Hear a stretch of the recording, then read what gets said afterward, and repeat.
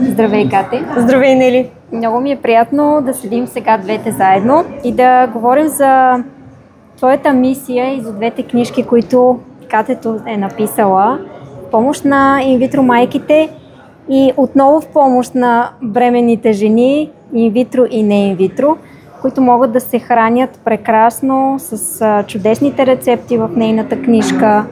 Кате, това са две твои бебета. Да. Още едни две твои бебета. Точно така. Поредните бих казала, защото вярвам, че те няма да са единствените, няма да спра до тук. Но идеята да ги напиша се роди много скоро и наистина вярвам, че чрез книгите ми ще бъда полезна на жени, които преминават през инвитро процедури, на жени, които желаят да забременеят и са на този етап от своя живот, защото в тях споделям първо личния си опит и опита на доктора, с който сме правили инвитро процедурите.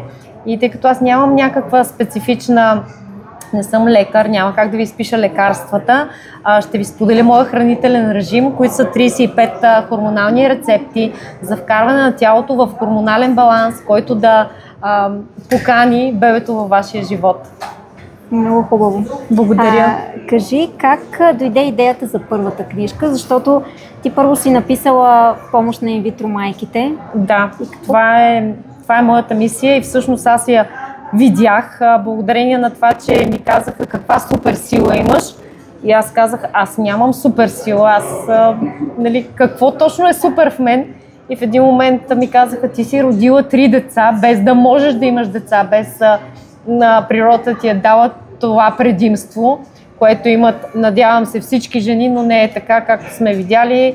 500 000 българи в момента са регистрирани и минават през инвитро процедури.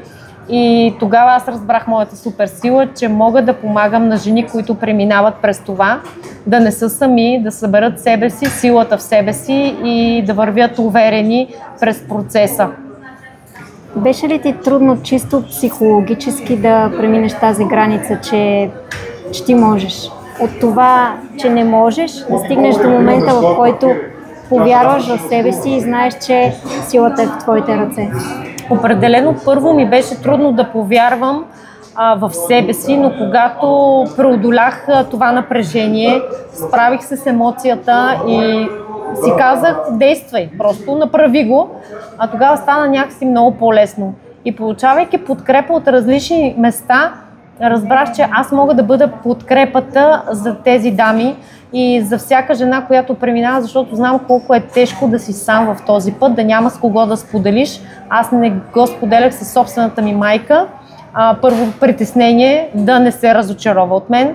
Второ притеснение да не притеснявам нея, да не я заболи, да не я разтревожа. И това са неща, които са били само в моята глава и аз всъщност съм крила от нея, че аз имам проблеми. След което дойде и по-лошото, започнах да я обвинявам, че тя е виновна, тя ме е родила счупена, не съм могла да имам деца заради нея. И преминавайки през всичко това, аз видях, че мога с моя опит да дам една светлина в пътя на други жени и да видя, че това не е така, че ние трябва да споделяме, трябва да си помагаме и през споделянето всъщност намаляваме напрежението, стреса, болката и преминаваме с лекота процеса. Много, много хубаво, много искрено казано. Добре, когато другите жени ги е страх да се обърнат към някого и да поискат помощ, ти как стигаш до другите жени? Има ли някакъв начин, по който стигаш до тях? Знам, че е много трудно да се достигне и много малко жени са готови да говорят за това, да го споделят. И това е моя апел. Ако това ви е трудно, просто започнете да споделяте нещо друго. И самия процес на споделяне ще ви помогне да преодолеете, да споделите и това препятствие във вашия живот, защото споделяйки ще усетите лекотата.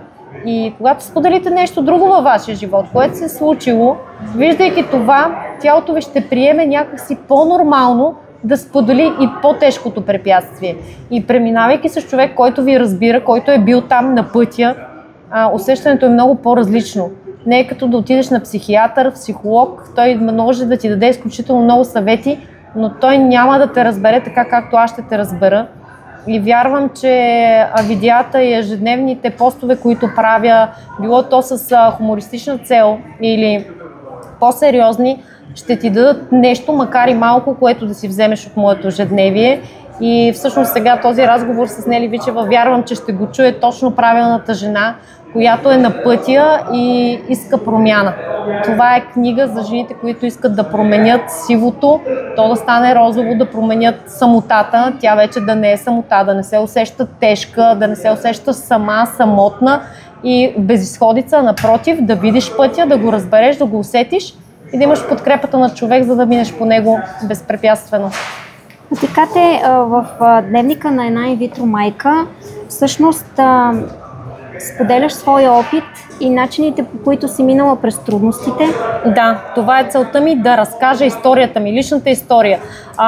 Книгата точно така е написана. Първо е написана случката, която ми се е случила. После нещата, които аз съм изпитвала и накрая това, с което съм успяла да се справя.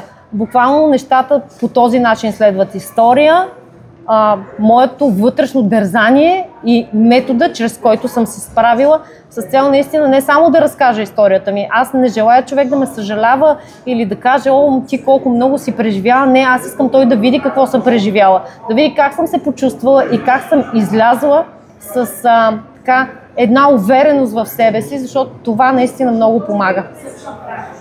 Освен книжката, която си направила, ти водиш и индивидуални консултации с жени. Да, виждам, че това много помага на дамите, просто да имат с кого да поговорят. И много често в моите индивидуални консултации аз съм слушателя, защото виждам как човек, споделяйки, променя след това лекотата в себе си или всъщност става по-спокоен, по-съсредоточен.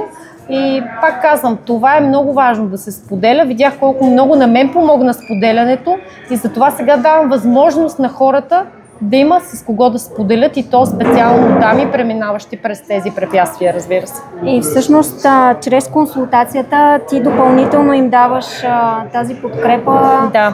Очи в очи, въобще комуникацията, която има с теб. Как могат да се възползват дамите от консултациите ти? Всяка дама може да намери информация за мен в страницата, много видеа изкачат за мен, платени реклами, разбира се, и може да оставиме контакти, ако желая да се свърже лично с мен. Идеята е да дам информацията, която към момента е трудно да се намери и не знаем какво намираме всъщност, когато търсим безразборно и не знаем колко е достоверно това, което се случва. Когато аз съм се подписала под думите си, аз отговарям за тях със своето име, със своето лице и с това, че на корицата всъщност отзад са моите 3 деца, които те гледат и аз няма как чисто като майка да не им дам примера, който те да следват в бъдещето си, разбира се. Много, много красиво, много вдъхновяващо и всъщност е нещо прекрасно, което Катето може да помогне на много хора. А горе-долу, каква е статистиката? Аз понеже не съм много запозната с статистиката за инвитро майките.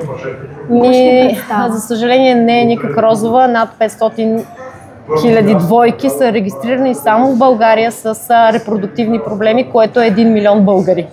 Буквално това са семейства, които вървят по пътя на инвитро и те имат нужда от подкрепа, от знание, от информация, от правилен начин, по който да преминат всъщност. И аз не обещавам успешно инвитро. Аз обещавам, че ще бъда до вас в периода, в който вие не знаете какво се случва, не знаете защо се случва и няма с кого да го споделите във вашето обкръжение. Да, и когато всъщност им е най-трудно, защото когато не знаеш какво се случва с теб, то всъщност тогава имаш най-много нужда от помощ и подкрепа. Така е.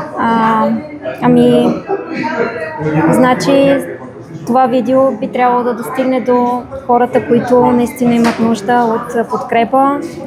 И Катето е човекът за вас. Аз съм сигурна в това, защото я познавам и е изключителен човек. Просто се вдъхновявам всеки ден от нея. Много ти благодаря, Кате, за нашия разговор и до скори срещи. Благодаря. Дай сега